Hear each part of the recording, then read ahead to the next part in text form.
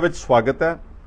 ਅੱਜ ਬਹੁਤ ਹੀ ਪੰਜਾਬ ਦਾ ਇੱਕ ਅਹਿਮ ਮੁੱਦਾ ਤੁਹਾਡੇ ਨਾਲ ਸਾਂਝਾ ਕਰਨਾ ਚਾਹੁੰਦਾ ਔਰ ਤੁਹਾਡੇ ਜ਼ਰੀਏ ਸਾਰੀ ਦੁਨੀਆ ਦੇ ਵਿੱਚ ਬੈਠੇ ਜਿੰਨੇ ਵੀ ਵਿਸ਼ਵ 'ਚ ਵਸਦੇ ਪੰਜਾਬੀ ਉਹਨਾਂ ਦੇ ਨਾਲ ਵੀ ਸਾਂਝਾ ਕਰਨਾ ਚਾਹੁੰਦਾ। ਅੱਜ ਹੁਣੇ ਅਸੀਂ ਸਰਦਾਰ ਪ੍ਰਤਾਪ ਸਿੰਘ ਬਾਜਵਾ ਜਿਹੜੇ ਲੀਡਰ ਆਫ ਆਪੋਜੀਸ਼ਨ ਨੇ ਔਰ ਅਸੀਂ ਪੰਜਾਬ ਵਿਧਾਨ ਸਭਾ ਦੇ ਸਪੀਕਰ ਸਾਹਿਬ ਨੂੰ ਮਿਲ ਕੇ ਆਏ ਹਾਂ ਔਰ ਉਹਨਾਂ ਨੂੰ ਇੱਕ ਪ੍ਰਾਈਵੇਟ ਮੈਂਬਰਸ ਬਿੱਲ ਸੌਂਪ ਕੇ ਆਏ ਹਾਂ ਔਰ ਉਹਨਾਂ ਨੂੰ ਬੇਨਤੀ ਕੀਤੀ ਕਿ ਇਹ ਜਿਹੜਾ ਪ੍ਰਾਈਵੇਟ ਮੈਂਬਰਸ ਬਿੱਲ ਆ ਇਹ ਆਗਾਮੀ ਜਿਹੜਾ ਵਿਧਾਨ ਸਭਾ ਦਾ ਸੈਸ਼ਨ ਹੋਵੇਗਾ, ਬਜਟ ਇਜਲਾਸ ਹੋਵੇਗਾ ਫੈਬਰੂਰੀ ਦੇ ਵਿੱਚ, ਇਸ ਬਿੱਲ ਨੂੰ ਇੰਟਰੋਡਿਊਸ ਕਰਨ ਦੀ ਆਗਿਆ ਦਿੱਤੀ ਜਾਵੇ, ਇਸ ਬਿੱਲ ਦੇ ਉੱਤੇ ਬਹਿਸ ਕਰਾਈ ਜਾਵੇ ਔਰ ਇਸ ਬਿੱਲ ਨੂੰ ਲਾਗੂ ਕੀਤਾ ਜਾਵੇ ਸਰਬਸੰਮਤੀ ਦੇ ਨਾਲ। ਕਿਉਂਕਿ ਵਿਸ਼ਾ ਹੈ ਕਿ ਪਿਛਲੇ ਕਾਫੀ ਦਹਾਕਿਆਂ ਤੋਂ ਪੰਜਾਬ ਦੀ ਬਹੁਤ ਵੱਡੀ ਆਬਾਦੀ ਜਿਹੜੀ ਆ, ਸਾਡਾ ਜਿਹੜਾ ਪੜ੍ਹਿਆ ਲਿਖਿਆ ਹਿਊਮਨ ਰਿਸੋਰਸ ਹੈ, ਨੌਜਵਾਨ ਤਬਕਾ, ਉਹ ਸਾਰੀ ਦੁਨੀਆ ਵਿੱਚ ਵਿਦੇਸ਼ਾਂ ਵਿੱਚ ਜਾ ਰਿਹਾ ਔਰ ਅੱਜ ਮੇਰਾ ਆਪਣਾ ਰਫ ਐਸਟੀਮੇਟ ਹੈ ਕਿ ਅੱਜ ਪੰਜਾਬ ਦੀ ਆਬਾਦੀ ਤਕਰੀਬਨ 3 ਕਰੋੜ ਤੇ ਖੜੀ ਹੈ। ਇਸ 3 ਕਰੋੜ ਵਿੱਚੋਂ ਪਿਛਲੇ ਕੁਝ ਦਹਾਕਿਆਂ ਤੇ ਹੁਣ ਹੋਰ ਵੀ ਤੇਜ਼ੀ ਨਾਲ ਕੋਈ 50 ਲੱਖ ਦੇ ਕਰੀਬ ਜਿਹੜੇ ਪੰਜਾਬੀ ਨੌਜਵਾਨ, ਬੱਚੇ, ਲੜਕੀਆਂ, ਬਜ਼ੁਰਗ, ਪਰਿਵਾਰ ਉਹ ਵਿਦੇਸ਼ਾਂ ਵਿੱਚ ਮਾਈਗ੍ਰੇਟ ਕਰ ਚੁੱਕੇ ਨੇ। ਇਹ ਬਣ ਜਾਂਦੀ ਤਕਰੀਬਨ 1/6 population of Punjab during the last few decades has migrated to different countries of the world। ਹੁਣ ਫੋਕਸ ਪਾਰਟਿਕੂਲਰਲੀ ਇਕੱਲੇ ਕੈਨੇਡਾ ਦਾ ਵਾ ਜ਼ਿਆਦਾ। ਔਰ ਜਦੋਂ ਸਾਡੇ ਬੱਚੇ ਜਾ ਰਹੇ ਨੇ, ਚਾਹੇ ਉਹ ਪੜ੍ਹਾਈ ਦੇ ਆਧਾਰ ਤੇ ਜਾ ਰਹੇ ਨੇ, ਚਾਹੇ ਉਹ ਪਰਮਾਨੈਂਟ ਰੈਜ਼ੀਡੈਂਸੀ ਦੇ ਆਧਾਰ ਤੇ ਜਾ ਰਹੇ ਨੇ PR ਤੇ, ਚਾਹੇ ਉਹ ਵਰਕ ਪਰਮਿਟ ਤੇ ਜਾ ਰਹੇ ਨੇ ਜਾਂ ਕਿਸੇ ਵੀ ਹੋਰ ਆਧਾਰ ਦੇ ਉੱਤੇ ਜਾ ਰਹੇ ਨੇ, ਚਾਹੇ ਗੈਰ ਕਾਨੂੰਨੀ ਵੀ ਜਾ ਰਹੇ ਨੇ ਦੁਨੀਆ ਦੇ ਵੱਖ-ਵੱਖ ਦੇਸ਼ਾਂ ਦੇ ਵਿੱਚ, ਉਹ ਆਪਣੇ ਨਾਲ ਹਰ ਨੌਜਵਾਨ ਪਰਿਵਾਰ ਜਿਹੜਾ ਵਾ ਉਹ 20 ਤੋਂ 25 ਲੱਖ ਰੁਪਈਆ ਸ਼ੁਰੂਆਤ ਵਿੱਚ ਲੈ ਕੇ ਜਾਂਦਾ ਵਾ। ਹੁਣ ਤੁਸੀਂ ਅੰਦਾਜ਼ਾ ਲਾ ਲਓ ਕਿ ਜੇ ਇੱਕ ਸਾਲ ਵਿੱਚ ਸੁਣਿਆ ਵਾ ਕਿ ਇਕੱਲੇ ਕੈਨੇਡਾ ਦੇ ਵਿੱਚ 2 ਲੱਖ ਦੀ ਆਬਾਦੀ, ਪੰਜਾਬ ਦੀ 2 ਲੱਖ ਦੇ ਕਰੀਬ ਪਰਿਵਾਰ ਜਿਹੜੇ ਨੇ ਉਹ ਇਕੱਲੇ ਕੈਨੇਡਾ ਵਿੱਚ ਜਾਣੇ ਸ਼ੁਰੂ ਹੋ ਗਏ ਨੇ। ਕੈਨੇਡਾ ਦੀ ਇਸ ਵਕਤ ਪੰਜਾਬੀਆਂ ਦੀ ਤੇ ਸਿੱਖਾਂ ਦੀ ਆਬਾਦੀ ਅਪਰੋਕਸੀਮੇਟਲੀ 1 ਮਿਲੀਅਨ ਹੈ ਔਰ USA ਦੇ ਵਿੱਚ ਹੋਰ ਵੀ ਜ਼ਿਆਦਾ ਵਾ ਔਰ ਯੂਰਪ ਦੇ ਵਿੱਚ, ਕਿਉਂਕਿ UK ਵਿੱਚ ਬਹੁਤ ਪੁਰਾਣੀ ਸੈਟਲਮੈਂਟ ਹੈ ਪੰਜਾਬੀਆਂ ਦੀ, ਉੱਥੇ ਇਹਦੋਂ ਵੀ ਦੁੱਗਣੀ ਆ। ਇਸ ਕਰਕੇ ਜਦੋਂ ਕੋਈ 2 ਲੱਖ ਨੌਜਵਾਨ ਜਾਊਗਾ ਪੰਜਾਬ ਚੋਂ ਤੇ ਹਰ ਨੌਜਵਾਨ ਜੇ 20 ਤੋਂ 25 ਲੱਖ ਰੁਪਇਆ ਲੈ ਕੇ ਜਾਊ, ਮੈਨੂੰ ਤਾਂ ਗਿਣਤੀ ਤੋਂ ਬਾਹਰ ਆ। ਇਹਦਾ ਮਤਲਬ ਹੈ ਕਿ ਸਾਡੇ ਸੈਂਕੜੇ, ਅਲਟੀਮੇਟਲੀ ਹਜ਼ਾਰਾਂ ਕਰੋੜ ਰੁਪਇਆ ਜਿਹੜਾ ਵਾ ਉਹ ਵਿਦੇਸ਼ਾਂ ਵਿੱਚ ਜਾ ਰਿਹਾ ਪੰਜਾਬ ਦੀ ਆਰਥਿਕ, ਪੰਜਾਬ ਦੀ ਇਕਨੋਮੀ ਦਾ। ਤੁਸੀਂ ਦੇਖੋਗੇ ਤਾਂ ਹੀ ਉਹ ਪੰਜਾਬ ਇੱਕ ਕੰਗਾਲ ਸੂਬਾ ਬਣਦਾ ਜਾ ਰਿਹਾ ਵਾ। ਸਰਕਾਰ ਤੇ ਤਾਂ ਜਿਹੜਾ ਕਰਜ਼ਾ ਹੈਗਾ ਹੀ ਹੈਗਾ ਵਾ। ਜੇ ਤੁਸੀਂ ਪ੍ਰਾਈਵੇਟਲੀ ਦੇਖੋਗੇ ਪੰਜਾਬ ਦੇ ਵਿੱਚ ਜਿਹੜੀਆਂ ਸਾਡੀ ਪੇਂਡੂ ਤਬਕੇ ਦੀਆਂ ਜ਼ਮੀਨਾਂ ਸੀ ਅੱਜ ਤੋਂ 10 ਸਾਲ ਪਹਿਲਾਂ, ਉਹਨਾਂ ਦੀ ਕੀਮਤ ਐਗਰੀਕਲਚਰ ਲੈਂਡ ਦੀ ਤਕਰੀਬਨ 40 ਤੋਂ 50 ਲੱਖ ਰੁਪਇਆ ਪ੍ਰਤੀ ਏਕੜ ਸੀਗਾ। ਹੁਣ ਜਿੱਦਾਂ ਵਿਸ਼ਵ ਤਰੱਕੀ ਕਰ ਰਿਹਾ ਵਾ, ਉਹਦਾ ਪੰਜਾਬ ਦੀਆਂ ਜ਼ਮੀਨਾਂ ਦੀ ਕੀਮਤ ਅਤੇ ਰੀਅਲ ਏਸਟੇਟ ਤੇ ਜਿਹੜੇ ਐਸੈਟਸ ਆ ਉਹਦੀ ਕੀਮਤ ਤਾਂ ਵਧਣੀ ਚਾਹੀਦੀ ਸੀ, ਲੇਕਿਨ ਹੋਇਆ ਉਲਟਾ। ਅੱਜ ਪੰਜਾਬ ਦੇ ਪਿੰਡਾਂ ਦੇ ਵਿੱਚ ਪਹਿਲੀ ਗੱਲ ਤਾਂ ਕੋਈ ਖਰੀਦਦਾਰ ਹੀ ਨਹੀਂਗਾ ਜ਼ਮੀਨ ਦਾ, ਲੇਕਿਨ ਅਗਰ ਖਰੀਦਦਾਰ ਹੋਵੇ ਵੀ ਤਾਂ ਉਹਦੀ ਕੀਮਤ ਜਿਹੜੀ ਆ 20 ਲੱਖ ਰੁਪਏ ਏਕੜ ਤੱਕ ਰਹਿ ਗਈ ਹੈ। ਇਹਦਾ ਮਤਲਬ there is a straight drop of 50% value of real estate, particularly I'm talking about rural areas। ਸ਼ਹਿਰਾਂ ਵਿੱਚ ਹਲੇ ਹੈ ਕਿਉਂਕਿ ਸਾਰੀ ਮਾਈਗ੍ਰੇਸ਼ਨ ਸ਼ਹਿਰਾਂ ਵੱਲ ਨੂੰ ਹੋ ਰਹੀ ਆ, ਬਾਹਰੋਂ ਵੀ ਇਨਵੈਸਟਮੈਂਟ ਆ ਰਹੀ ਆ, ਦੂਜਾ ਤੀਜਾ, ਇਸ ਕਰਕੇ ਥੋੜਾ ਬਹੁਤਾ ਸ਼ਹਿਰਾਂ ਦੇ ਵਿੱਚ ਇਸ ਵਕਤ ਪ੍ਰਾਪਰਟੀ ਦੀਆਂ ਕੀਮਤਾਂ ਠੀਕ ਹੋਣਗੀਆਂ, ਲੇਕਿਨ ਪਿੰਡਾਂ ਦੀ ਇਕਨੋਮੀ ਜਿਹੜੀ ਤੈਸ਼ ਨੈਸ਼ ਹੋ ਗਈ ਹੈ। ਇਹ ਸਾਰੀ ਗੱਲ ਨੂੰ ਮੱਦੇਨਜ਼ਰ ਰੱਖ ਕੇ ਅਸੀਂ ਇਹ ਕਹਿਣਾ ਚਾਹੁੰਦੇ ਆ ਪੰਜਾਬ ਦੀ ਵਿਧਾਨ ਸਭਾ 'ਚ ਕਿ ਜਿਸ ਤਰ੍ਹਾਂ ਦੂਸਰੇ ਸੂਬਿਆਂ ਨੇ ਆਪਣੀ ਹੋਂਦ ਨੂੰ ਬਚਾਇਆ ਵਾ, ਆਪਣੀ ਆਈਡੈਂਟੀਟੀ ਨੂੰ ਪ੍ਰੋਟੈਕਟ ਕੀਤਾ ਵਾ, ਉਸ ਤਰ੍ਹਾਂ ਪੰਜਾਬ ਦੇ ਵਿੱਚ ਨੌਬਤ ਆ ਗਈ ਆ ਕਿ ਅਸੀਂ ਪੰਜਾਬੀਆਂ ਦੀ, ਪੰਜਾਬੀਅਤ ਦੀ ਤੇ ਸਿੱਖ ਜਿਹੜੇ ਪਹਿਲਾਂ ਹੀ ਮਾਈਕਰੋਸਕੋਪਿਕ ਮਾਈਨੋਰਿਟੀ ਨੇ ਇਸ ਦੇਸ਼ ਵਿੱਚ। ਆਪਾਂ ਸਾਰੇ ਜਾਣਦੇ ਹਾਂ ਕਿ ਸਾਡੀ ਸਿੱਖਾਂ ਦੀ ਆਬਾਦੀ ਸ਼ਾਇਦ 2% ਦੀ ਹੈ ਇਸ ਭਾਰਤ ਦੇਸ਼ ਦੇ ਵਿੱਚ, ਤੇ ਜੇ ਪੰਜਾਬ ਦੇ ਵਿੱਚ ਇਦਾਂ ਹੀ ਸਾਡੇ ਬੱਚੇ ਬਾਹਰ ਜਾਂਦੇ ਰਹੇ ਤੇ ਬਾਹਰੋਂ ਆਣ ਕੇ ਇੱਥੇ ਲੋਕੀ ਪੰਜਾਬ ਦੇ ਵਿੱਚ ਪੱਕੇ ਤੌਰ ਤੇ ਵਸਿੰਦੇ ਬਣ ਗਏ, ਵੋਟਰ ਬਣ ਗਏ, ਮਾਲਕ ਬਣ ਗਏ, ਤੇ ਮੇਰਾ ਅੰਦਾਜ਼ਾ ਵਾ ਕਿ ਅਗਲੇ 20 ਤੋਂ 25 ਸਾਲਾਂ ਦੇ ਵਿੱਚ ਪੰਜਾਬੀ ਪੰਜਾਬ ਦੇ ਵਿੱਚ ਹੀ ਔਰ ਸਿੱਖ ਜਿਹੜੇ ਨੇ ਪੰਜਾਬ ਦੇ ਵਿੱਚ ਘੱਟ ਗਿਣਤੀ ਹੋ ਜਾਣਗੇ। We will lose our identity completely. there will be a massive demographic change। ਆਬਾਦੀ ਦਾ ਜਿਹੜਾ ਸੰਤੁਲਨ ਹੈਗਾ ਉਹਦੇ ਬਹੁਤ ਵੱਡੇ ਪੱਧਰ ਦੇ ਉੱਤੇ ਉਹਦੇ 'ਚ ਅੰਤਰ ਪਵੇਗਾ। ਅਸੀਂ ਕਿਸੇ ਵੀ ਬਸ਼ਿੰਦੇ ਦੇ ਖਿਲਾਫ ਨਹੀਂ ਗੇ ਕਿ ਉਹ ਪੰਜਾਬ ਦੇ ਵਿੱਚ ਆਣ ਕੇ ਕੰਮ ਨਾ ਕਰੇ, ਜੀ ਸਦਕੇ ਆਵੇ, ਕੰਮ ਕਰੇ, ਪੈਸੇ ਕਮਾਵੇ, ਇਨਵੈਸਟਮੈਂਟ ਕਰਨ, ਇੰਡਸਟਰੀਅਲ ਇਨਵੈਸਟਮੈਂਟ ਜ਼ਰੂਰ ਕਰਨ, ਪਰ ਉਹਦਾ ਕੋਈ ਤਰੀਕੇਕਾਰ ਚਾਹੀਦਾ ਵਾ। ਅਸੀਂ ਕੋਟ ਕੀਤਾ ਵਾ ਜਿਹੜਾ ਹਿਮਾਚਲ ਪ੍ਰਦੇਸ਼ ਦਾ ਜਿਹੜਾ tenancy and land reforms act ਹੈਗਾ 1972, ਉਸ ਵਕਤ ਡਾਕਟਰ ਵਾਈ ਐਸ ਪਰਮਾਰ ਮੁੱਖ ਮੰਤਰੀ ਸੀ ਹਿਮਾਚਲ ਪ੍ਰਦੇਸ਼ ਦੇ। ਉਹਨਾਂ ਨੂੰ ਉਸ ਵਕਤ ਅਹਿਸਾਸ ਹੋਇਆ ਕਿ ਜੇ ਇਸ ਤਰੀਕੇ ਨਾਲ ਅਸੀਂ ਹਿਮਾਚਲ ਪ੍ਰਦੇਸ਼ ਦੀ ਜ਼ਮੀਨ ਖੁੱਲੇ ਤੌਰ ਤੇ ਵੇਚਣ ਤੇ ਲਾਤੀ, ਇਹ ਸਾਰੇ ਬਾਗ ਬਗੀਚੇ, ਕਿਉਂਕਿ ਆਪਾਂ ਜਾਣਦੇ ਕਿ ਹਿਮਾਚਲ ਵਿੱਚ ਲੈਂਡ ਹੋਲਡਿੰਗ ਪੰਜਾਬ ਨਾਲੋਂ ਵੀ ਘੱਟ ਹੈ ਕਿਸਾਨਾਂ ਦੀ, ਤਾਂ ਜਿੰਨੇ ਬਾਗ ਬਗੀਚੇ ਨੇ ਉਹ ਸਾਰੇ ਦਿੱਲੀ ਵਸਦੇ ਅਮੀਰਾਂ ਨੇ, ਅੰਬਾਨੀ ਅਡਾਨੀ ਵਰਗਿਆਂ ਨੇ, ਔਰ ਮੁੰਬਈ ਵਸਦੇ ਅਮੀਰਾਂ ਨੇ, ਅਤੇ ਗੈਰ ਹਿਮਾਚਲੀਆਂ ਨੇ ਸਾਡੀ ਸਾਰੀ ਸਟੇਟ ਦੇ ਮਾਲਕ ਬਣ ਜਾਣਾ ਵਾ। ਉਹਨਾਂ ਨੇ ਅਕਲਮੰਦੀ ਕਰਦੇ ਹੋਏ, ਦੂਰਅੰਦੇਸ਼ੀ ਦਾ ਸਬੂਤ ਦਿੰਦੇ ਹੋਏ, ਉਹਨਾਂ ਨੇ ਇਹ ਜਿਹੜਾ ਬਿੱਲ ਸੀਗਾ 1972 ਚ ਇੰਟਰੋਡਿਊਸ ਕਰਤਾ, ਔਰ ਸੈਕਸ਼ਨ 118 ਹੈ ਜਿਹੜਾ of the Himachal Pradesh tenancy and land reforms act 1972 under rule 115 of the rules of procedure and conduct of business in Punjab Vidhan Sabha, ਸਾਡੇ ਕੋਲ ਇਸ ਪ੍ਰਾਈਵੇਟ ਮੈਂਬਰ ਬਿੱਲ ਨੂੰ ਇੰਟਰੋਡਿਊਸ ਕਰਨ ਨੂੰ ਸਾਡੇ ਕੋਲ ਪ੍ਰੋਵੀਜ਼ਨ ਹੈ ਜਿਹੜੀ ਮੈਂ ਕੋਟ ਕੀਤੀ ਹੁਣੇ। ਅਸੀਂ ਵਿਧਾਨ ਸਭਾ ਦੇ ਵਿੱਚ under rule 115 of the rules of procedure and conduct of business in Punjab Vidhan Sabha, ਕੋਈ ਵੀ ਮੈਂਬਰ ਇਸ ਤਰ੍ਹਾਂ ਦਾ ਕੋਈ ਪੰਜਾਬ ਦੇ ਪ੍ਰਤੀ ਕੋਈ ਚੰਗੇ ਵਿਚਾਰ ਦੇ ਨਾਲ ਕੋਈ ਠੋਸ ਕਾਨੂੰਨ ਦੇ ਤਹਿਤ ਤਬਦੀਲੀ ਚਾਹੁੰਦਾ, ਅਮੈਂਡਮੈਂਟ ਚਾਹੁੰਦਾ, ਉਹ ਪ੍ਰਾਈਵੇਟ ਮੈਂਬਰ ਬਿੱਲ ਜਿਹੜਾ ਰੱਖਿਆ ਜਾ ਸਕਦਾ।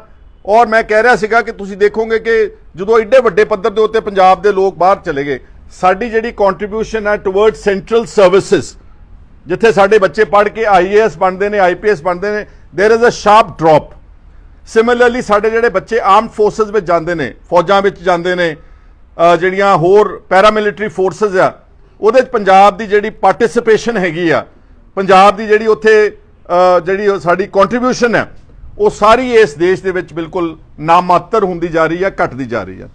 ਇਸ ਕਰਕੇ ਪੰਜਾਬ ਦੀ ਹੋਂਦ ਨੂੰ ਬਚਾਉਣ ਵਾਸਤੇ, ਪੰਜਾਬ ਦੀ ਇਕਨੋਮੀ ਨੂੰ ਬਚਾਉਣ ਵਾਸਤੇ, ਪੰਜਾਬ ਦੇ ਜਿਹੜਾ ਸਾਡਾ ਡੈਮੋਗ੍ਰਾਫਿਕ ਆਬਾਦੀ ਦਾ ਸੰਤੁਲਨ ਵਿਗੜ ਰਿਹਾ, ਉਸ ਨੂੰ ਬਚਾਉਣ ਵਾਸਤੇ ਇਹ ਬਿੱਲ ਬਹੁਤ ਮਹੱਤਵਪੂਰਨ ਹੈ।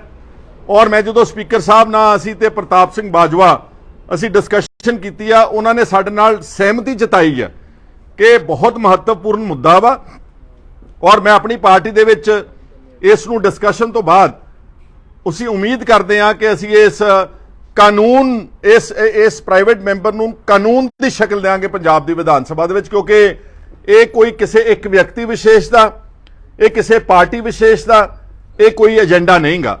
ਇਹ ਜਿੱਦਾਂ ਕਹਿੰਦੇ ਪੰਜਾਬ ਪੰਜਾਬੀਅਤ, ਇਹ ਉਸ ਦਾ ਇੱਕ ਸਾਂਝਾ ਏਜੰਡਾ ਵਾ। ਇਸ ਕਰਕੇ ਇਸ ਏਜੰਡੇ ਨੂੰ ਅੰਜਾਮ ਦੇਣ ਵਾਸਤੇ ਸਾਡੇ ਕੋਲ ਪੰਜਾਬ ਦੀ ਵਿਧਾਨ ਸਭਾ ਨਾਲੋਂ ਬਿਹਤਰ ਕੋਈ ਪਲੇਟਫਾਰਮ ਨਹੀਂਗਾ।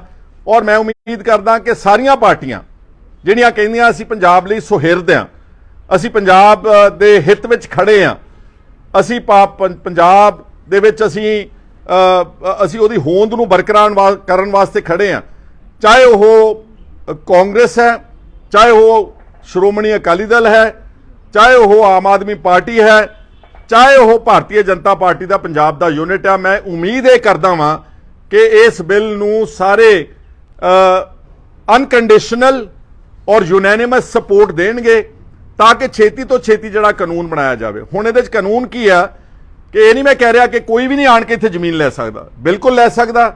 ਸੋ ਇਹਦਾ ਮੋਟਿਵ ਕੀ ਆ ਕਿ ਜਿੱਦਾਂ ਹਿਮਾਚਲ ਪ੍ਰਦੇਸ਼ ਨੇ ਜਾਂ ਹੋਰ ਸਟੇਟਸ ਨੇ ਇਹਦੀਆਂ ਸ਼ਰਤਾਂ ਰੱਖੀਆਂ ਹੋਈਆਂ ਨੇ, there is a restriction, nobody can just come outrightly from Punjab.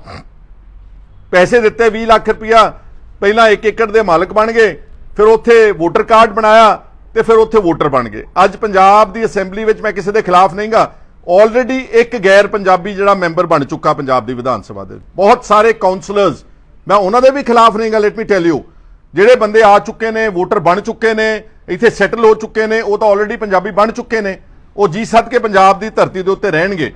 लेकिन further we have to prevent.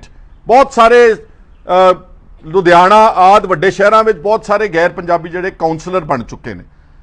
मैं इस गल के कतई खिलाफ नहीं गा, लेकिन मैं चाहना कि आने वाले समय के ਜਿਹੜਾ भी कोई व्यक्ति आवे वो अगर एग्रीकल्चर लैंड लेना चाहता हिमाचल में तुसीं लै सकते हो, लेकिन वो कुछ शर्तां फॉलो करनियां पैंदियां। ਉਹਦੇ ਨਾਲ ਕੀ ਹੁੰਦਾ कि ਜਿਹੜਾ नॉन सीरीयस परचेजर आ वो सारा फिल्टर हो जाता।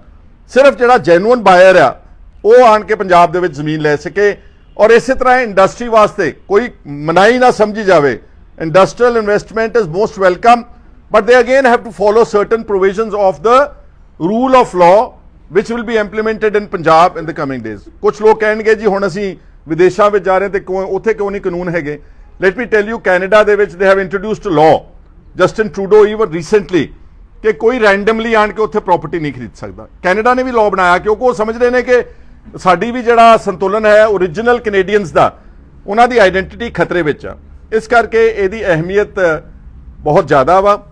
और मैं उम्मीद करदा मैं अपने पार्टी दे विच असीं ब्रॉडली डिस्कस कीता होया इस बिल नूं, लगभग कंसेंसस सीगा पिछले विधान सभा दे सैशन दे विच।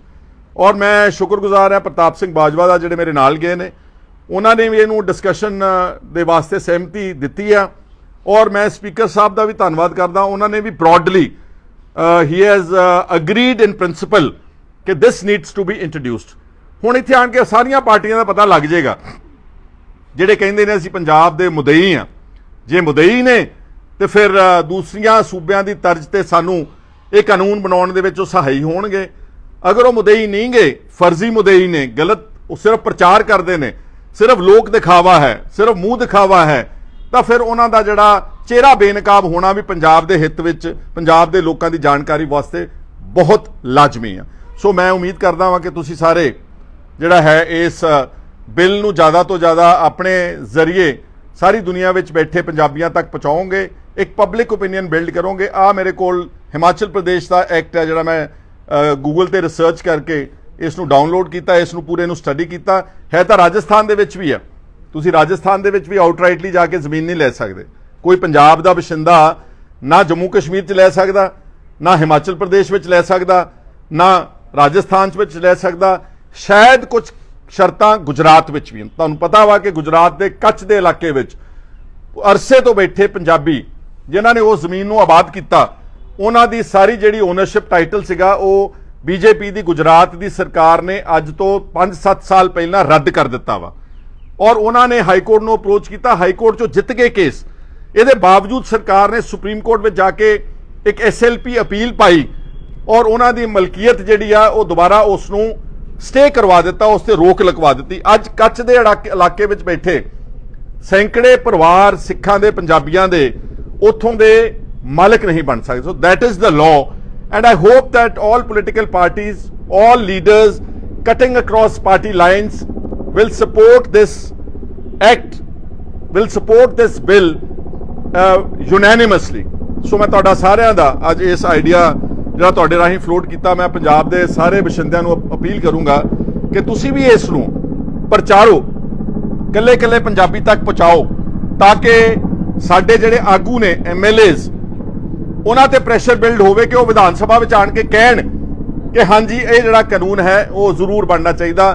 ये मैं सिर्फ एक बिल मूव कर रहा, ये कोई मेरा कल्ले का कोई ना तो फर्ज आ ना मैं कल्ले की कोई जिम्मेवारी है। मैं समझदा कि पंजाब के 3 करोड़ आबादी के इलैक्टेड रिप्रजेंटेटिव की ये जिम्मेवारी बनती है कि पंजाब के इंटरस्ट नूं सेफगार्ड करनगे। मैं तुहाडा सब दा बड़ा मशकूर है। अगर किसी ने कोई सवाल पूछना तुसीं पुछ सकते नहीं। ये एग्रीकल्चर पर्पस की जमीन लैण वास्ते भी ये शर्तां होनियां चाहिए, इंडस्ट्रियल जमीन इंडस्ट्रियल इन्वेस्टमेंट लैण वास्ते भी ये शर्तां लागू होनियां चाहिए।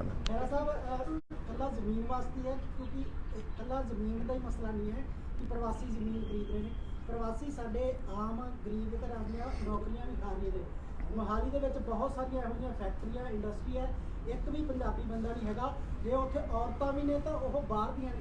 की साडे अच्छा सवाल किया मेरे छोटे वीर पत्रकार ने कि साडियां नौकरियां दे उत्ते भी बहुत ज़्यादा वो बट नैचुरल है।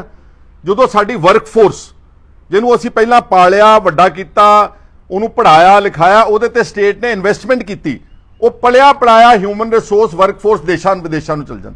ਜਦੋਂ ਇੱਥੇ ਵੈਕਿਊਮ ਕ੍ਰੀਏਟ ਹੋਵੇਗਾ ਤੇ ਦੂਸਰੇ ਲੋਕਾਂ ਨੇ ਆਣ ਕੇ ਉਸ ਵੈਕਿਊਮ ਨੂੰ ਭਰਨਾ ਵਾ, ਉਹ ਭਰਨ, ਮੈਂ ਕਹਿ ਰਿਹਾ ਪੈਸੇ ਕਮਾਉਣ, ਰੋਜ਼ਗਾਰ ਲੈਣ, ਲੇਕਿਨ ਇੱਥੋਂ ਦੇ ਪੱਕੇ ਬਸ਼ਿੰਦੇ ਅਗਰ ਬਣਾਵਾਂਗੇ ਉਹਦੇ ਨਾਲ ਪੰਜਾਬ ਦੀ ਆਈਡੈਂਟੀਟੀ ਦਾ ਕ੍ਰਾਈਸਿਸ ਆ। ਸੋ let me clarify once again, everybody is welcome to work in Punjab, everybody is welcome to have industrial investment or any sort of investment in Punjab. We have no issues at all, but they cannot become permanent residents of the state, just like people cannot just become permanent residents of Himachal Pradesh, they cannot become permanent residents of Rajasthan, they cannot become permanent residents of Jammu Kashmir until abrogation of Article 370 which protected their identity. ਖੈਰ ਸਾਹਿਬ, ਇਹ ਸਵਾਲ ਇੱਕ ਬੜਾ ਅਹਿਮ ਹੈ ਕਿ ਜੇ ਇਹਨਾਂ ਸਟੇਟਾਂ ਦੇ ਵਿੱਚ ਪੰਜਾਬ ਦੇ ਬਸ਼ਿੰਦਿਆਂ ਨੂੰ ਜ਼ਮੀਨ ਲੈਣ ਦੀ ਪਰਮਿਸ਼ਨ ਨਹੀਂ ਹੈਗੀ, ਕਿ ਤੁਸੀਂ ਸਿਰਫ ਉਹਨਾਂ ਦਾ ਜ਼ਿਕਰ ਕਰ ਰਹੇ ਹੋ ਜਾਂ ਸਾਰੀਆਂ ਸਟੇਟਾਂ ਦਾ ਜ਼ਿਕਰ ਕਰ ਰਹੇ ਹੋ ਕਿ ਸਾਰੀ ਸਟੇਟਾਂ ਦੇ ਲੋਕਾਂ ਨੂੰ ਪਰਮਿਸ਼ਨ ਲੈਣੀ ਪਊਗੀ? ਨਹੀਂ, ਦੇਖੋ ਗੱਲ ਇਹ ਆ ਕਿ ਇਹ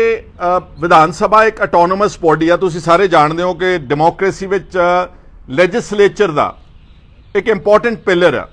ਚਾਰੇ ਪਿਲਰ ਗਿਣਦੇ ਆ ਆਪਾਂ, legislature, judiciary and executive and media, ਜਿਹਨੂੰ ਤੁਸੀਂ ਰਿਪਰੈਜ਼ੈਂਟ ਕਰ ਰਹੇ ਹੋ। ਸੋ ਹੋ ਸਕਦਾ ਕੁਝ ਦੇਸ਼ ਦੇ ਵਿੱਚ ਇਸ ਤਰ੍ਹਾਂ ਦੇ ਸੂਬੇ ਨੇ, ਉਹਨਾਂ ਨੇ ਕਾਨੂੰਨ ਇਸ ਤਰ੍ਹਾਂ ਦਾ ਨਹੀਂ ਘੜਿਆ, ਪਰ ਪੰਜਾਬ ਨੂੰ ਇੱਕ ਘੜਨ ਦੀ ਲੋੜ ਹੈਗੀ ਆ। ਇਸ ਕਰਕੇ ਮੈਂ ਕਹਿ ਰਿਹਾ ਵਾਂ, ਔਰ ਮੈਂ ਕਹਿ ਰਿਹਾ ਵਾਂ ਕਿ ਇਹਦੀ ਮੈਂ ਪਿੱਛੇ ਦਲੀਲ ਵੀ ਦਿੱਤੀ ਬਕਾਇਦਾ, ਕਿ ਜਦੋਂ ਆਪਣੇ ਬੱਚੇ ਵਿਦੇਸ਼ਾਂ ਵਿੱਚ ਚਲ ਜਾਂਦੇ ਨੇ, ਇੱਥੇ ਜਿਹੜਾ ਕੰਮ ਹੁੰਦਾ, ਤੁਸੀਂ ਦੇਖੋ, ਤੁਸੀਂ ਕਦੀ ਸਰਕਾਰੀ ਸਕੂਲ ਵਿੱਚ ਜਾ ਕੇ ਦੇਖਿਓ। ਮੈਂ ਕੁਝ ਸਰਕਾਰੀ ਸਕੂਲਾਂ ਵਿੱਚ ਵੇਰਵਾ ਪ੍ਰਾਪਤ ਕੀਤਾ, ਸਮਥਿੰਗ ਲਾਈਕ 35-40% ਬੱਚੇ ਸਰਕਾਰੀ ਸਕੂਲਾਂ 'ਚ ਉਹ ਗੈਰ ਪੰਜਾਬੀਆਂ ਦੇ ਪੜ੍ਹ ਰਹੇ ਨੇ। ਇਸ ਤੇ ਵੀ ਇਤਰਾਜ਼ ਕੋਈ ਨਹੀਂਗਾ, ਪੰਜਾਬੀ ਪੜ੍ਹਨ, ਪੰਜਾਬੀ ਬੋਲਣ, ਪੰਜਾਬੀ ਰਹਿਣ, ਲੇਕਿਨ ਜਦ ਤੱਕ ਉਹ ਬੋਨਾਫਾਈਡ ਹੀ ਪੰਜਾਬੀ ਨਹੀਂ ਗੇ, ਕਿਸੇ ਵੀ ਨੌਨ ਬੋਨਾਫਾਈਡ ਹੀ ਪੰਜਾਬੀ ਨੂੰ ਆਟੋਮੈਟਿਕਲੀ ਪੰਜਾਬ ਦੇ ਵਿੱਚ by virtue of buying land or just coming to work here, ਉਹਨੂੰ ਇੱਥੋਂ ਦਾ ਵੋਟਰ ਨਾ ਬਣਾਇਆ ਜਾਵੇ। ਇਹਦੇ ਨਾਲ ਕੀ ਹੋਊਗਾ ਕਿ ਆਉਣ ਵਾਲੇ ਕੁਝ ਦਹਾਕਿਆਂ 'ਚ ਸਾਡਾ ਜਿਹੜਾ ਡੈਮੋਗ੍ਰਾਫਿਕ ਸਿਚੁਏਸ਼ਨ ਆ, ਆਬਾਦੀ ਦਾ ਜਿਹੜਾ ਇੰਬੈਲੈਂਸ ਹੈਗਾ ਵਾ, ਉਹ ਬਚਾਓ ਤੇ ਬਰਕਰਾਰ ਰਹੇਗਾ। ਪਰ ਖਹਿਰਾ ਸਾਹਿਬ, ਬਹੁਤ ਸਾਰੇ ਲੋਕ ਜਿਹੜੇ ਪੰਜਾਬੀ ਨੇ ਉਹ ਦਿੱਲੀ ਵੀ ਜਾਂਦੇ ਨੇ, ਬੰਬੇ ਜਾਂਦੇ ਨੇ, ਜਾਂ ਹੋਰ ਕਿਸੇ ਸੂਬੇ ਜਾਂਦੇ ਨੇ, 3-4 ਸੂਬੇ ਨੂੰ ਛੱਡ ਕੇ ਬਾਕੀ ਦਾ ਕਿਤੇ ਕੋਈ ਇਹੋ ਜਿਹੀ ਰੋਕ ਪਾਬੰਦੀ ਹੈ ਨਹੀਂ ਗੀ। ਫਿਰ ਉਹ ਮੈਂ ਫਿਰ ਰੀਇਟਰੇਟ ਕਰ ਦਿੰਦਾ ਕਿ ਅਕਸਰ 3-4 ਸੂਬਿਆਂ ਨੇ ਵੀ ਕਾਨੂੰਨ ਬਣਾਇਆ ਨਾ, ਤਾਂ ਮੈਂ ਉਹਨੂੰ ਸਾਈਟ ਕਰ ਰਿਹਾ ਵਾਂ। 3-4 ਸੂਬਿਆਂ ਨੇ ਇਸ ਲਈ ਬਣਾਇਆ ਕਿਉਂਕਿ ਇਹ, ਜਿੱਦਾਂ ਹੁਣ ਜੰਮੂ ਕਸ਼ਮੀਰ ਆ, ਉਹ ਘੱਟ ਗਿਣਤੀ ਸਟੇਟ ਹੈ ਮੁਸਲਿਮਸ ਦੀ। ਉਹਨਾਂ ਨੂੰ ਪਤਾ ਵਾ ਕਿ ਜੇ ਸਾਰੇ ਦਰਵਾਜ਼ੇ ਖੋਲ੍ਹਤੇ ਤਾਂ ਜੰਮੂ ਕਸ਼ਮੀਰ ਤਾਂ ਅੱਜ ਨਹੀਂ, ਅੱਜ ਕਿਉਂਕਿ ਉੱਥੇ ਬਹੁਤ ਜ਼ਿਆਦਾ ਮਿਲੀਟੈਂਸੀ ਦਾ ਡਰ ਆ, ਹੁਣ ਇਹਨਾਂ ਨੇ ਖੋਲ੍ਹੇ ਹੋਏ ਨੇ, ਉੱਥੇ ਜਾ ਕੇ ਕਿਸੇ ਨੇ ਜ਼ਮੀਨ ਨਹੀਂ ਲਈ, ਡਰਦਿਆਂ ਨੇ। ਪਰ ਅਗਰ ਉੱਥੇ ਹਾਲਾਤ ਨਾਰਮਲ ਹੁੰਦੇ, ਜੰਮੂ ਕਸ਼ਮੀਰ ਹੁਣ ਨੂੰ ਦਿੱਲੀ ਵਾਲਿਆਂ ਨੇ ਤੇ ਬੰਬੇ ਵਾਲਿਆਂ ਨੇ ਖਰੀਦ ਲੈਣਾ ਸੀਗਾ। ਇਦਾਂ ਹੀ ਹਿਮਾਚਲ ਤੁਹਾਨੂੰ ਕੋਟ ਕੀਤਾ। We are a minority state, it's not like other. ਦੇਖੋ, ਮੱਧ ਪ੍ਰਦੇਸ਼ ਨੂੰ, ਰਾਜਸਥਾਨ ਨੂੰ, ਸੈਂਟਰਲ ਹਿੰਦੀ ਬੈਲਟ ਨੂੰ, ਇਹ ਜਿਹੜੀਆਂ ਉੱਤਰ ਪ੍ਰਦੇਸ਼ ਨੂੰ, they may not feel the need to bring in such a law, but Punjab definitely has to, it feels the need, ਤਾਂ ਕਿ ਸਾਡੇ ਸੂਬੇ ਵਿੱਚ ਬਾਹਰੋਂ ਆਣ ਕੇ ਲੋਕੀ ਕਾਬਜ ਨਾ ਹੋ ਜਾਣੇ। ਵਰਡ ਥੋੜਾ ਜਿਹਾ ਭੈੜਾ ਲੱਗ ਰਿਹਾ ਵਾ, ਲੇਕਿਨ ਅਸਲ ਵਿੱਚ ਇਹਦਾ ਸਹੀ ਅਰਥ ਹੈ ਕਿ ਸਾਡੇ ਸੂਬੇ ਦੇ ਵਿੱਚ ਕਾਬਜ ਨਾ ਹੋ ਜਾਣ। ਅਗਰ ਉਹ ਹੋ ਜਾਣਗੇ ਤੇ ਜੇ ਕੱਲ ਨੂੰ 20-25 ਸਾਲ ਬਾਅਦ ਬੰਦੇ ਹੀ ਇੱਥੇ ਰਿਪਰੈਜ਼ੈਂਟ ਕਰਨਗੇ ਨੌਨ ਪੰਜਾਬੀ, ਭਾਵੇਂ ਉਹ ਆਪਣੇ ਆਪ ਨੂੰ 100 ਵਾਰ ਕਹਿਣ ਕਿ ਅਸੀਂ ਪੰਜਾਬ 'ਚ ਆ ਕੇ ਇੱਥੋਂ ਦੇ ਅਸੀਂ ਕਰੈਕਟਲੀ ਬਸ਼ਿੰਦੇ ਬਣੇ ਆ, ਤਾਂ ਮੈਂ ਦਾਅਵੇ ਨਾਲ ਕਹਿ ਸਕਦਾ ਕਿ ਉਹ ਉਹਨਾਂ ਦੇ ਜਜ਼ਬਾਤ ਨਹੀਂ ਹੋਣਗੇ ਜੋ ਪੰਜਾਬ ਦਾ ਪਲਿਆ ਹੋਇਆ ਜੰਮ ਪਲ ਓਰੀਜਨਲ ਬਸ਼ਿੰਦਾ, ਜਿਹਦੇ ਜਜ਼ਬਾਤ ਪੰਜਾਬ ਦੇ ਪਾਣੀਆਂ ਦੇ। ਇਹ ਇੱਕ ਉਦਾਹਰਨ ਤੁਹਾਨੂੰ ਸਿਰਫ ਪੇਸ਼ ਕੀਤਾ ਜੀ। ਮੁੱਖ ਮੰਤਰੀ ਪੰਜਾਬ ਦੀ ਜ਼ਮੀਨ ਦੀ ਗੱਲ ਕਰਦੇ, ਜ਼ਮੀਨ ਦੀ ਰਾਖੀ ਦੀ ਗੱਲ ਭਗਵੰਤ ਮਾਨ ਕਰਦੇ ਸੀ, ਤੁਹਾਨੂੰ ਪ੍ਰਾਈਵੇਟ ਬਿੱਲ ਪੇਸ਼ ਕਰਨਾ ਪੈ ਰਿਹਾ। ਤੁਹਾਨੂੰ ਲੱਗਦਾ ਨਹੀਂ ਕਿ ਸਰਕਾਰ ਵੱਲੋਂ ਇਦਾਂ ਦਾ ਐਫਰਟ ਹੋ ਜਾਣਾ ਚਾਹੀਦਾ? ਨਹੀਂ, ਕਿਸੇ ਨੇ ਸੁਝਾਅ ਦੇਣਾ ਪੈਣਾ ਨਾ ਜੀ। ਅਕਾਲੀ ਦਲ ਦਾ ਦੇਰ ਆ ਰੀਜਨਲ ਪਾਰਟੀ, ਦੇਰ ਸੇ ਕਿ ਅਸੀਂ ਸਿੱਖਾਂ ਨੂੰ ਰਿਪਰੈਜ਼ੈਂਟ ਕਰਦੇ ਆ, ਅਸੀਂ ਕਿਸਾਨਾਂ ਨੂੰ ਰਿਪਰੈਜ਼ੈਂਟ ਕਰਦੇ, ਲੇਕਿਨ ਸ਼ਾਇਦ ਉਹਨਾਂ ਨੂੰ ਇਹ ਸੁਝਿਆ ਨਹੀਂਗਾ, ਉਹਨਾਂ ਨੇ ਕੋਈ ਇਸ ਦੀ ਲੋੜ ਮਹਿਸੂਸ ਨਹੀਂ ਕੀਤੀ। ਮੈਂ ਕਾਫੀ ਅਰਸੇ ਤੋਂ ਸੋਚਣ ਵਿਚਾਰਨ ਤੋਂ ਬਾਅਦ ਸਾਰਾ ਕ੍ਰਾਸ ਸੈਕਸ਼ਨ ਆਪਣੇ ਸਮਾਜ ਵਿੱਚ, ਆਪਣੇ ਇਲਾਕੇ ਤੋਂ ਲੈ ਕੇ ਪੰਜਾਬ ਦੇ ਚੰਗੇ ਬੰਦਿਆਂ ਨਾਲ, ਵਿਦਵਾਨਾਂ ਨਾਲ, ਬੁੱਧੀਜੀਵੀਆਂ ਨਾਲ, ਪੜ੍ਹਿਆ ਲਿਖਿਆ ਨਾਲ, ਇਹ ਇੱਕ ਕਦਮ ਹੋਵੇਗਾ। ਜਦ ਤੱਕ ਉਹ ਬਾਹਰੋਂ ਬੱਚਿਆਂ ਨੂੰ ਜਾਣ ਤੋਂ ਨਹੀਂ ਰੋਕ ਸਕਦੇ, ਉਦੋਂ ਤੱਕ ਇਦਾਂ ਦਾ ਕੋਈ safeguard, this is just a safeguard, ਇਹ ਸੇਫਗਾਰਡ ਕੀਤਾ ਜਾਵੇ ਜਿਹਦੇ ਨਾਲ ਸਾਡੇ ਪੰਜਾਬ ਦੀ ਡਿਸਟਿੰਕਟ ਆਈਡੈਂਟੀਟੀ ਵਿਲੱਖਣ ਪਹਿਚਾਨ ਬਚੀ ਰਵੇ। ਜਿਹੜਾ ਤੁਸੀਂ ਇਹ ਪੁਆਇੰਟ ਉਠਾ ਰਹੇ ਬੜਾ ਜਾਇਜ਼ ਹੈਗਾ, ਪਰ ਦੂਜੇ ਪਾਸੇ ਸੈਂਟਰ ਦੇ ਵਿੱਚ 26 ਤਰੀਕ ਨੂੰ ਜਿਹੜੀ ਪਰੇਡ ਨਿਕਲਣੀ ਹੈ ਉਹਦੇ ਵਿੱਚ ਪੰਜਾਬ ਦੀ ਝਾਕੀ ਤੇ ਦਿੱਲੀ ਦੀ ਝਾਕੀ ਨੂੰ ਮਨਾਹੀ ਕਰ ਦਿੱਤੀ ਕਿ 17 ਸਟੇਟਾਂ ਦੀਆਂ ਝਾਕੀਆਂ ਸ਼ਾਮਲ ਹੋਣਗੀਆਂ। ਤੁਸੀਂ ਪੰਜਾਬ ਦੀ ਰਿਪਰੈਜ਼ੈਂਟੇਸ਼ਨ ਦੀ ਗੱਲ ਕਰ ਰਹੇ, ਉਧਰੋਂ ਖਤਮ ਕੀਤੀ ਜਾ ਰਹੀ। ਨਹੀਂ, ਮਾੜੀ ਗੱਲ ਹੈ ਨਾ ਜੀ। That's what I am saying ਕਿ ਪੰਜਾਬ ਆਹਿਸਤਾ ਆਹਿਸਤਾ ਇੱਕ ਇਸ ਤਰ੍ਹਾਂ ਦਾ ਸੂਬਾ ਜਿਹੜਾ ਦੇਸ਼ ਦਾ ਨੰਬਰ 1 ਸੂਬਾ ਸੀਗਾ, ਹਰ ਗੱਲ ਵਿੱਚ ਨੰਬਰ 1 ਤੇ ਸੀਗਾ, starting from defence to sports to education to health care. ਅੱਜ ਸਾਡੀ ਝਾਕੀ ਨੂੰ ਜਿਹੜਾ 26 ਜਨਵਰੀ ਦੇ ਉੱਤੇ ਦਿੱਤਾ ਜਾ ਰਿਹਾ, ਉਹਨਾਂ ਨੂੰ ਐਂ ਲੱਗਦਾ ਕਿ there is lack of competency to showcase its culture its tradition. ਤਾਂ ਇਹ ਮੈਂ ਸਮਝਦਾ ਕਿ ਗਲਤ ਗੱਲ ਹੈ। ਪੰਜਾਬ ਦੀ ਰਿਪਰੈਜ਼ੈਂਟੇਸ਼ਨ ਉੱਥੇ ਜ਼ਰੂਰ ਹੋਣੀ ਚਾਹੀਦੀ ਹੈ ਜੀ। ਸਾਹਿਬ, ਮੁੱਖ ਮੰਤਰੀ ਪੰਜਾਬ ਹਾਲ ਹੀ ਦੇ ਵਿੱਚ ਮੁੰਬਈ ਗਏ ਹੋਏ ਨੇ ਕਿ ਰੁਜ਼ਗਾਰ ਪੰਜਾਬ ਵਿੱਚ ਲੈ ਕੇ ਆਇਆ ਜਾਵੇ, ਪਰ ਕੀ ਲੱਗਦਾ ਨੌਜਵਾਨ ਰੁਝਾਨ ਰੱਖਦੇ ਨੇ ਕਿ ਇੰਡਸਟਰੀਆਂ ਆਉਂਦੀਆਂ ਨੇ ਇੱਥੇ ਕੰਮ ਕੀਤਾ ਜਾਵੇ, ਪਰ ਉਹਨਾਂ ਦੇ ਵਿੱਚ ਹੀ ਪ੍ਰਵਾਸੀ ਮਜ਼ਦੂਰ ਕੰਮ ਕਰਦੇ ਨੇ। ਨੌਜਵਾਨ ਤਾਂ ਇਹ ਰੁਝਾਨ ਰੱਖਦੇ ਨੇ ਕਿ ਅਸੀਂ ਬਾਹਰ ਜਾਈਏ। ਇਹ ਫਿਰ ਇੱਕ ਬੜਾ ਸਵਾਲ, ਹਾਲਾਂਕਿ ਥੋੜਾ ਜਿਹਾ ਇਸ ਮੁੱਦੇ ਤੋਂ ਹਟ ਕੇ, ਪਰ ਮੈਂ ਇਸ ਮੁੱਦੇ ਨਾਲ ਕਨੈਕਟ ਕਰਦਾ। ਭਗਵੰਤ ਸਿੰਘ ਮਾਨ ਬਾਰ-ਬਾਰ ਜਾ ਰਹੇ ਨੇ, ਸਾਊਥ ਇੰਡੀਆ ਗਏ ਨੇ, ਹੁਣ ਕੱਲ ਪਰਸੋਂ ਦੇ ਉਹ ਮੁੰਬਈ ਗਏ ਨੇ ਕਿ ਮੈਂ ਇਨਵੈਸਟਮੈਂਟ ਲੈ ਕੇ ਆਉਣੀ ਆ। ਇਹਦਾ ਪਹਿਲਾ ਪੱਖ ਤਾਂ ਹੈ ਇਨਵੈਸਟਮੈਂਟ ਤਾਂ ਆਵੇਗੀ ਨਾ ਜੇ ਇੱਥੇ ਨੌਜਵਾਨਾਂ ਨੂੰ ਕੋਈ ਕੀ ਕਹਿੰਦੇ ਹੁੰਦੇ ਕਿ ਰਿਸਪੈਕਟੇਬਲ ਅਰਨਿੰਗ ਲਾਈਵਲੀਹੁੱਡ ਹੋਊਗਾ। ਰਿਸਪੈਕਟੇਬਲ ਲਾਈਵਲੀਹੁੱਡ ਇੱਕ ਪਾਸੇ Canada, even countries like Italy, Germany, France, Europe ਦੇ ਵਿੱਚ ਉਹ ਸਾਡੇ ਨੌਜਵਾਨਾਂ ਨੂੰ ਜਦੋਂ ਜਾਂਦੇ ਨੇ ਉੱਥੇ ਰਿਸਪੈਕਟੇਬਲ ਲਾਈਵਲੀਹੁੱਡ ਮਤਲਬ ਕਿ ਉਹਨਾਂ ਨੂੰ ਘੱਟੋ ਘੱਟ ਲੱਖ, 1.5 ਲੱਖ ਰੁਪਈਆ, 2 ਲੱਖ ਰੁਪਈਆ ਮਹੀਨੇ ਦੀ ਆਮਦਨ ਹੁੰਦੀ, ਤਾਂ ਹੀ ਉਹ ਭੱਜ ਰਹੇ ਨੇ ਸਾਰੇ। ਹੁਣ ਜਾਂ ਤਾਂ ਕੋਈ ਪੰਜਾਬ ਦਾ ਮਾਹੌਲ ਇਦਾਂ ਦਾ ਹੋਵੇ ਕਿ ਪੰਜਾਬ ਦੇ ਵਿੱਚ ਕੋਈ ਇਦਾਂ ਦਾ ਰਿਸਪੈਕਟੇਬਲ ਲਾਈਵਲੀਹੁੱਡ ਹੋਵੇ, ਹੋ ਨਹੀਂ ਰਿਹਾ। ਉਹਦਾ ਕਾਰਨ ਸਿੱਧਾ ਹੈ ਕਿ ਪੰਜਾਬ ਦੇ ਵਿੱਚ ਇੰਡਸਟਰੀਅਲ ਇਨਵੈਸਟਮੈਂਟ ਉਦੋਂ ਤੱਕ ਨਹੀਂ ਆਵੇਗੀ ਜਦੋਂ ਤਾਈਂ ਸਾਡਾ ਪੰਜਾਬ ਦਾ ਪਾਕਿਸਤਾਨ ਨਾਲ ਬਾਰਡਰ ਨਹੀਂ ਖੁੱਲ੍ਹਾ। ਪਾਕਿਸਤਾਨ ਦਾ ਬਾਰਡਰ ਖੁੱਲੇ, ਜਿਹੜਾ ਸਾਡਾ ਸੈਂਟਰਲ ਏਸ਼ੀਆ ਦਾ, ਜਿਹਨੂੰ ਪੁਰਾਣੇ ਵੇਲੇ ਸਿਲਕ ਰੂਟ ਕਹਿੰਦੇ ਸੀ, ਕੱਲਾ ਪਾਕਿਸਤਾਨ ਵਪਾਰ ਨਹੀਂ, ਪਾਕਿਸਤਾਨ ਤੋਂ ਅੱਗੇ ਅਫਗਾਨਿਸਤਾਨ, ਅਫਗਾਨਿਸਤਾਨ ਤੋਂ ਅੱਗੇ ਈਰਾਨ, ਈਰਾਨ ਤੋਂ ਅੱਗੇ ਮੰਗੋਲੀਆ, ਮੰਗੋਲੀਆ ਤੋਂ ਅੱਗੇ ਉਜ਼ਬੇਕਿਸਤਾਨ, ਤੁਰਕਮੇਨਿਸਤਾਨ, ਰਸ਼ੀਆ ਤੱਕ ਐਡਾ ਵੱਡਾ ਇੱਕ ਮਾਰਕੀਟ ਹੈ ਕਿ ਜੇ ਸਾਡਾ ਬਾਰਡਰ ਨਾ ਬੰਦ ਹੋਵੇ ਪਾਕਿਸਤਾਨ ਨਾਲ, ਤੇ ਜਿਹੜੀ ਆਮਦਨ ਸਾਨੂੰ ਯੂਰੋਪੀਅਨ ਕੰਟਰੀਜ਼ ਵਿੱਚ ਮਿਲ ਰਹੀ ਆ, ਇੱਥੇ ਪੰਜਾਬ ਦੇ ਖੇਤੀ ਦੇ ਕਿਸਾਨ ਨੂੰ ਵੀ ਮਿਲ ਸਕਦੀ ਤੇ ਵਪਾਰੀ ਨੂੰ ਵੀ ਮਿਲ ਸਕਦੀ। ਇਕੱਲਾ ਕਿਸਾਨਾਂ ਦਾ ਫਾਇਦਾ ਨਹੀਂ, industry, because Punjab is a landlocked state. ਕੋਈ ਬੰਦਰਗਾਹ ਨਹੀਂ ਹੈ, ਕੋਈ ਕੁਦਰਤੀ ਸਰੋਤ ਨਹੀਂ। ਪਾਣੀ ਸੀਗਾ ਉਹ 14 ਲੱਖ ਟਿਊਬਵੈੱਲ ਨਾਲ ਅਸੀਂ ਕੱਢਦੇ ਪੱਟਦੇ ਅਸੀਂ ਪਾਣੀ ਧਰਤੀ ਦਾ ਖਰਾਬ ਕਰ ਲਿਆ। ਇਸ ਕਰਕੇ ਪੰਜਾਬ ਨੂੰ ਬਚਾਉਣ ਵਾਸਤੇ ਬਹੁਤ ਦੂਰਅੰਦੇਸ਼ੀ ਦਾ ਸਬੂਤ ਦੇਣਾ ਪਵੇਗਾ ਆਗੂਆਂ ਨੂੰ। ਆ ਜਿਹੜੀ ਰੋਜ਼ ਛੋਟੀ ਛੋਟੀ ਲੜਾਈ ਕਰਦੇ ਤੋਂ ਉੱਤੇ ਉੱਠ ਕੇ ਤੇ ਦਿੱਲੀ ਵਿੱਚ ਜਾ ਕੇ ਪਰਮਾਨੈਂਟ ਪ੍ਰੈਸ਼ਰ ਬਿਲਡ ਕਰਨਾ ਪਵੇਗਾ ਕਿ ਸਾਡਾ ਵਪਾਰ ਦਾ ਤੁਸੀਂ ਬਾਰਡਰ ਖੋਲੋ ਤਾਂ ਕਿ ਅਸੀਂ ਆਪਣੇ ਜਿੰਸਾਂ ਨੂੰ ਉੱਥੇ ਵੇਚ ਸਕੀਏ। ਅੱਜ ਕਣਕ ਦਾ ਤੇ ਝੋਨੇ ਦਾ ਭਾਅ 2000 ਰੁਪਏ ਪ੍ਰਤੀ ਕੁਇੰਟਲ ਆ।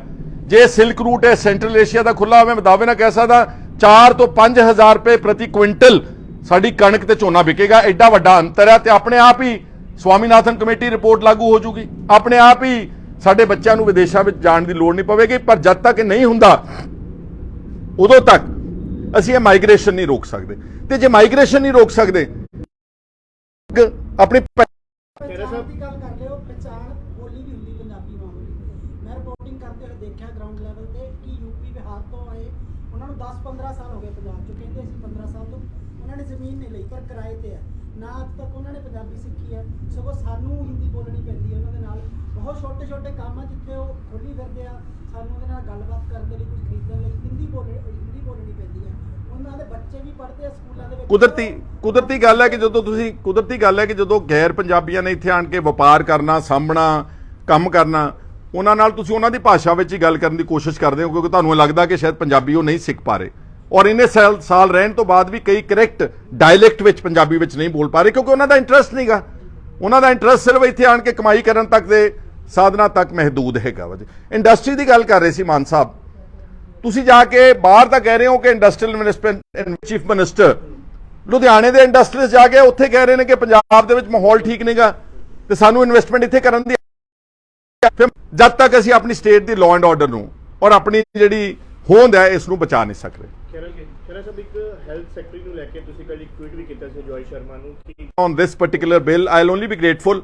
I have answers to practically every question that you have, but this we'll find another time. And ਮੈਂ ਤੁਹਾਡਾ ਬੜਾ ਮਸ਼ਕੂਰ ਹਾਂ ਸਾਰਿਆਂ ਦਾ ਕਿ ਤੁਹਾਡੇ ਜ਼ਰੀਏ ਅੱਜ ਸਾਰੀ ਦੁਨੀਆ ਦੇ ਵਿੱਚ ਖਬਰ ਅਤੇ ਆਈਡੀਆ ਜਿਹੜਾ ਫਲੋਟ ਕੀਤਾ ਮੈਂ ਆਈਡੀਆ ਫਲੋਟ ਕੀਤਾ, let it be under discussion, let the Punjab MLAs discuss within their constituencies and then come to Punjab Vidhan Sabha prepared in the month of February and March when we are going to have the budget session and hopefully get this bill passed. ਤੁਹਾਡਾ ਸਾਰਿਆਂ ਦਾ ਬਹੁਤ ਬਹੁਤ ਸ਼ੁਕਰੀਆ। ਹਰਿਆਣਾ ਨੇ ਵੀ ਪਿੱਛੇ ਇੱਕ 75% ਜਿਹੜੀ ਆਰਕਸ਼ਣ reservation fix ਕਰਤੀ ਸੀ ਕਿ ਹਰਿਆਣਵੀਜ਼ ਨੂੰ ਜਿਹੜੀ ਸਰਕਾਰੀ ਨੌਕਰੀਆਂ ਦੇ, ਕਿ ਪੰਜਾਬ ਦੇ ਵਿੱਚ ਵੀ ਕੋਈ ਇਸ ਤਰ੍ਹਾਂ ਦੀ ਰਿਜ਼ਰਵੇਸ਼ਨ ਕੁਦਰਤੀ ਸੁਭਾਵਕ ਗੱਲ ਹੈ ਨਾ। ਦੇਖੋ ਗੱਲ ਸੁਣੋ, ਪਹਿਲਾਂ ਤਾਂ ਅਸੀਂ ਆਪਣੀ ਹੋਂਦ ਬਚਾਵਾਂਗੇ, ਫਿਰ ਸਾਡੀਆਂ ਨੌਕਰੀਆਂ। ਹੁਣ ਹੋ ਕੀ ਰਿਹਾ ਵਾ ਕਿ ਸਾਡੇ ਆਈਏਐਸ ਅਫਸਰ ਵਗੈਰਾ ਬੜੇ ਹੁਸ਼ਿਆਰ ਨੇ, ਆਪ ਵੀ ਗੈਰ ਪੰਜਾਬੀ ਬਹੁਤ ਸਾਰੇ ਬੈਠੇ ਨੇ, ਜਿਹੜੀ ਡੋਮਿਸਾਈਲ ਦੀ ਸ਼ਰਤ ਲਾਉਂਦੇ ਨਹੀਂਗੇ। ਸਾਰੀਆਂ ਨੌਕਰੀਆਂ ਕੋਈ ਹਿਮਾਚਲ ਲੈ ਗਿਆ, ਕੋਈ ਰਾਜਸਥਾਨ ਲੈ ਗਿਆ, ਔਰ ਜਿਹੜਾ ਹੁਣ ਪਿੱਛੇ ਸਿਲੇਬਸ ਬਦਲਿਆ ਇਹਨਾਂ ਨੇ, ਉਹਦੇ 'ਚ ਪੰਜਾਬੀ ਦੀ ਅਹਿਮੀਅਤ ਜਿਹੜੀ ਸੀ, ਸਾਡੇ ਕਲਚਰ ਦੀ, ਸੱਭਿਆਚਾਰ ਦੀ, ਸਾਡੇ ਇਤਿਹਾਸ ਦੀ, ਉਹ ਵੀ ਉਡਾ ਦਿੱਤੀ ਵਿੱਚੋਂ। It has just become very simple for non-Punjabis to walk into Punjab and corner the jobs। ਮਤਲਬ ਸਾਡੀ ਨੌਕਰੀਆਂ ਵੀ ਜਿਹੜੀਆਂ ਗੈਰ ਪੰਜਾਬੀ ਲੈ ਕੇ ਜਾ ਰਹੇ ਨੇ, ਜਿਹੜੀਆਂ ਸਰਕਾਰੀ ਨੌਕਰੀਆਂ ਨੇ, ਤੇ ਜੇ ਸਰਕਾਰੀ ਨੌਕਰੀ ਵਿੱਚ ਵੀ ਗੈਰ ਪੰਜਾਬੀ ਬੈਠਣਗੇ ਤੇ ਕੁਦਰਤੀ ਗੱਲ ਹੈਗੀ ਆ ਕਿ ਸਾਡੇ ਜਿਹੜੇ ਉਹਨਾਂ ਦੇ ਜਜ਼ਬਾਤ ਸਾਡੇ ਨਾਲ ਉਸ ਤਰ੍ਹਾਂ ਮੇਲ ਨਹੀਂ ਖਾਣਗੇ ਜਿੱਦਾਂ ਇੱਥੋਂ ਦਾ ਇੱਕ ਜੰਮਪਲ ਦੇ ਵਿਚਾਰ ਹੋਣੇ ਚਾਹੀਦੇ। ਤੁਹਾਡਾ ਸਾਰਿਆਂ ਦਾ ਧੰਨਵਾਦ। ਸਰਕਾਰ ਨੇ ਆਰਡਰਸ ਤਾਂ ਕੀਤੀ ਸੀਗੀ ਕਿ ਫਰਵਰੀ ਤੱਕ ਪੰਜਾਬੀ ਹਰ ਜਗ੍ਹਾ ਲਾਗੂ ਹੋਵੇ, ਸਾਈਨ ਬੋਰਡ ਤੇ, ਸਕੂਲਾਂ ਤੇ, ਸਰਕਾਰੀ ਦਫ਼ਤਰਾਂ ਦੇ ਵਿੱਚ, ਪਰ ਖੁਦ ਸਕੂਲ ਆਫ ਐਮੀਨੈਂਸ ਅੰਗਰੇਜ਼ੀ ਦੇ ਵਿੱਚ ਸਕੂਲ ਦਾ ਨਾਮ।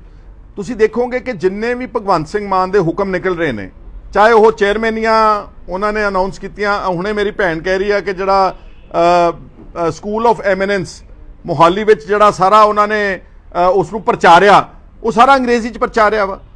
ਇਹ ਜੇ ਚੀਫ ਮਿਨਿਸਟਰ ਦਾ ਆਫਿਸ ਆਪ ਹੀ ਅੰਗਰੇਜ਼ੀ 'ਚ ਕੰਮ ਕਰੇਗਾ ਤੇ ਫਿਰ ਥੱਲੇ ਹਦਾਇਤ ਦੇਣ ਦਾ ਕੀ ਫਾਇਦਾ ਕਿ ਜੀ 21 ਫੈਬਰੂਰੀ ਤੇ ਬੋਰਡ ਲਾ ਦਿਓ, ਨਹੀਂ ਤਾਂ ਅਸੀਂ ਉਹਨਾਂ ਦੇ ਖਿਲਾਫ ਐਕਸ਼ਨ ਲਾਵਾਂਗੇ। ਸੋ ਇਹ ਸਾਰੀਆਂ ਗੱਲਾਂ ਇੱਥੋਂ ਐ ਨਜ਼ਰ ਆ ਰਿਹਾ ਕਿ ਜਿਹੜੀ ਸਾਡੀ ਰੂਲਿੰਗ ਜਮਾਤ ਆ, ਉਹ ਸਿਰਫ ਕਹਿਣ ਵਾਸਤੇ ਹੀ ਕੰਮ ਕਰਦੀ ਆ। ਦੇ ਡੂ ਨਾਟ ਪ੍ਰੈਕਟਿਸ ਵਾਟ ਦੇ ਪ੍ਰੀਚ। ਸਭ ਤੋਂ ਪਹਿਲਾਂ ਮੁੱਖ ਮੰਤਰੀ ਨੂੰ ਆਪ ਪ੍ਰੈਕਟਿਸ ਕਰਨਾ ਚਾਹੀਦਾ ਕਿ ਜੋ ਵੀ ਕੰਮ ਉਹਨਾਂ ਦੇ ਦਫ਼ਤਰ ਦਾ ਹੋਵੇ, ਪਹਿਲਾਂ ਉੱਥੇ ਹਦਾਇਤ ਦੇਣ ਕਿ ਉਹ ਪਹਿਲਾਂ ਪੰਜਾਬੀ ਵਿੱਚ ਜਾਵੇ, ਆਪਸ਼ਨਲ ਅੰਗਰੇਜ਼ੀ, ਬਿਕੋਜ਼ ਅਲਟੀਮੇਟਲੀ ਜੇ ਆਪਾਂ ਕਹੀਏ ਕਿ ਅੰਗਰੇਜ਼ੀ ਨੂੰ ਬਿਲਕੁਲ ਬਾਹਰ ਕਰ ਦੇਣਾ, it has become a world language. ਮੈਂ ਅੰਗਰੇਜ਼ ਨਹੀਂ ਕਰਨ ਲੱਗਿਆ ਇਸ ਗੱਲ ਤੋਂ ਕਹਿਣ ਲਈ ਕਿ ਉਹਦੀ ਵੀ ਬਹੁਤ ਲੋੜ ਆ।